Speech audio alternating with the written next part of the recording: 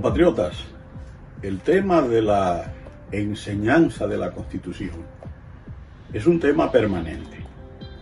Fíjense ustedes, yo realicé mis estudios primarios en Samaná, en la Escuela República de Nicaragua, y en esa época no se enseñaba la Constitución. Es decir, hasta el año de 1961, con la muerte de Trujillo.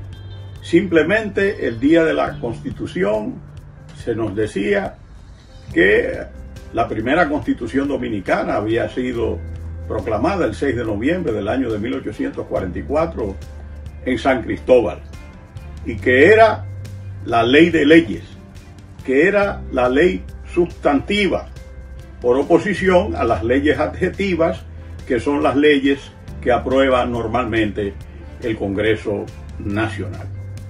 No había mayor interés para el conocimiento de la Constitución. Sin embargo, cuando realizo mis estudios secundarios, ya a partir de la caída de Trujillo, se produce el fenómeno de la aprobación de la Constitución del 29 de abril del año de 1963. Yo me gradúo del bachillerato en el año de 1965. ¿Qué pasó? ¿Qué impacto tuvo en el conocimiento por la ciudadanía de la Constitución la proclamación de la Carta Magna del 29 de abril del año de 1963? Bueno, que los debates fueron transmitidos por las emisoras de radio de la época, los periódicos, sobre todo El Caribe, hizo grandes reseñas, y la gente se entusiasmó con el conocimiento de la Constitución. Uno de esos entusiastas y entusiasmado fue este servidor, que a partir de ese momento abrazó la causa de la Constitución. Y eso tiene relevancia. ¿Por qué? Porque normalmente cuando uno le pregunta a un ciudadano dominicano de dónde viene la Constitución, dónde surgió la Constitución del 6 de noviembre del año de 1844 en San Cristóbal, no conocen las fuentes de esa Constitución. No saben si esa fue una creación exclusiva del constituyente dominicano, es decir, de los representantes del pueblo dominicano, o si eso fue copiado o tuvo influencia de otras constituciones. Eso significa que en la doctrina hay varias categorías de constituciones, de divisiones de la Constitución. Y una de ellas es la que se refiere a las constituciones originarias, que crean modelos de organización del Estado nuevos, y las constituciones derivadas, que más o menos lo que hacen es copiar o adaptar los modelos constitucionales ya establecidos, los modelos constitucionales viejos. Les voy a dar un ejemplo de constituciones originarias, es decir, que crean una nueva estructura de organización del Estado. Tenemos la Constitución del 17 de septiembre del año de 1787 de los Estados Unidos de Norteamérica, que fue la primera constitución escrita del mundo. Entonces, esa constitución creó el sistema republicano y el sistema presidencial. Otra constitución que puede considerarse como originaria es la Constitución de la República de Rusia después de la Revolución Bolchevique del 10 de julio del año de 1918, cuando se proclama la primera constitución de lo que sería posteriormente la Unión Soviética.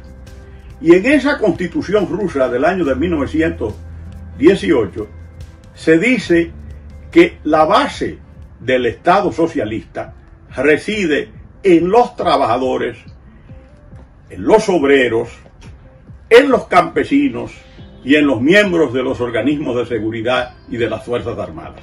La burguesía, ni el clero, ni los propietarios, pequeños o grandes, tenían derecho a participar en la gestión de la cosa pública.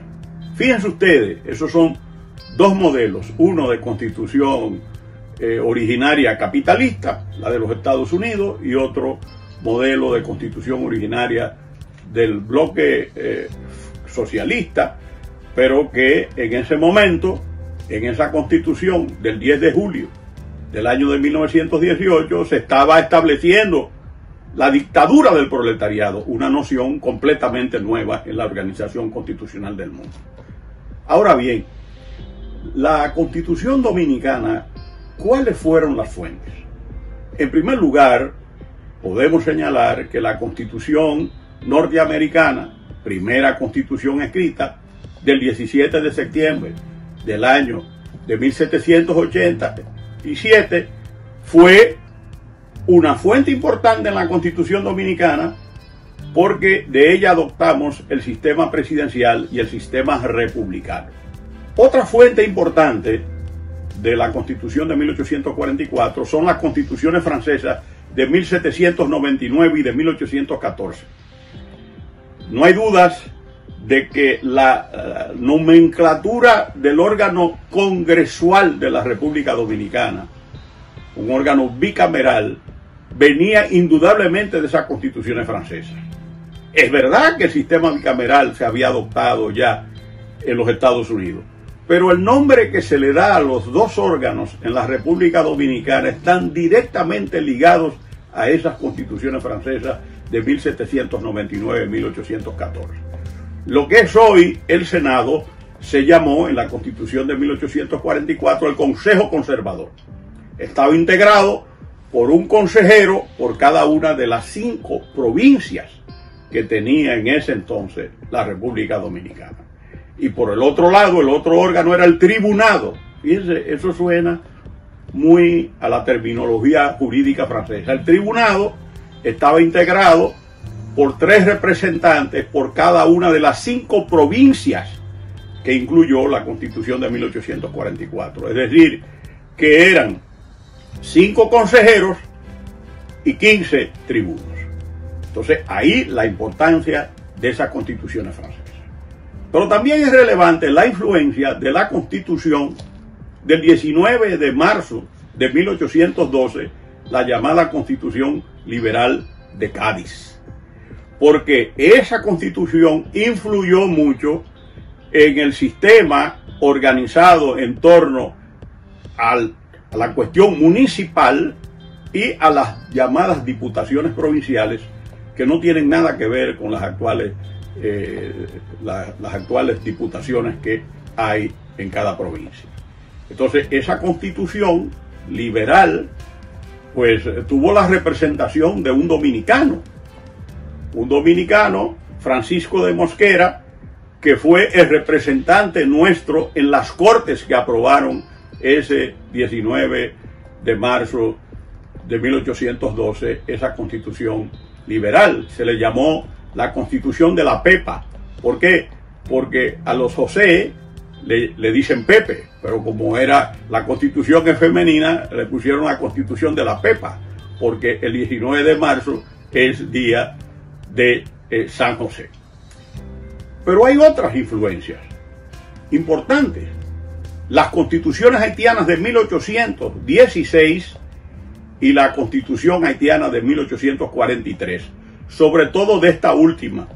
El constituyente dominicano copió 113 artículos, porque en esa constituyente que produjo la Constitución haitiana de 1843, participaron dominicanos que representaban los departamentos de Ozama y Cibao: Buenaventura Báez, Nepomuceno Tejera, Manuel María Valencia y Mir Castellanos, que representaba la provincia de Santiago. Y fíjense ustedes, Manuel María Valencia fue el presidente de la constituyente que produjo nuestra primera Carta Magna del 6 de noviembre de 1844.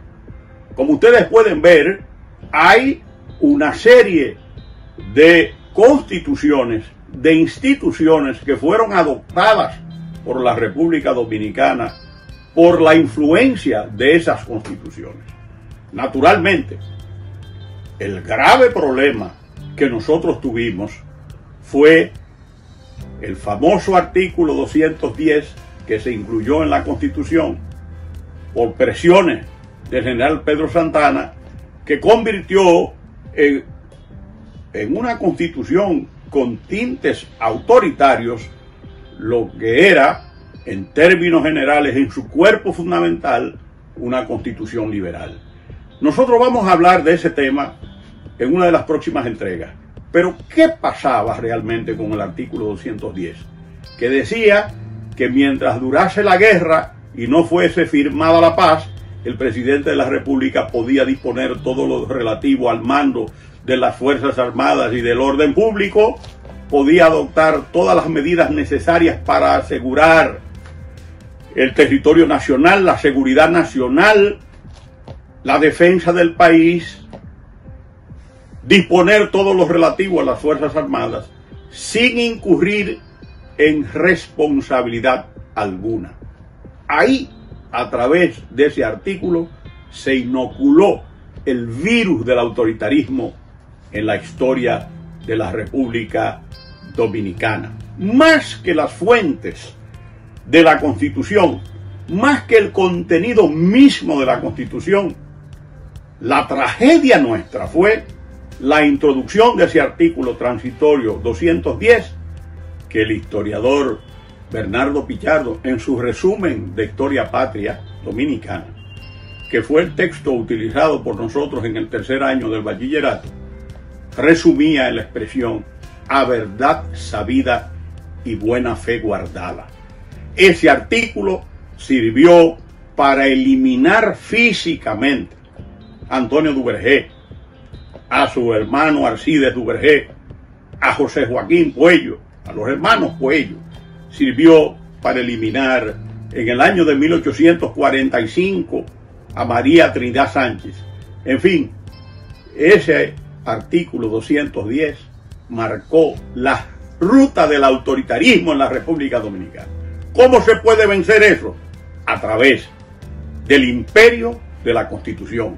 Que los ciudadanos vivan en Constitución y obliguen a los gobernantes a vivir en Constitución. Hasta la próxima, queridos compatriotas.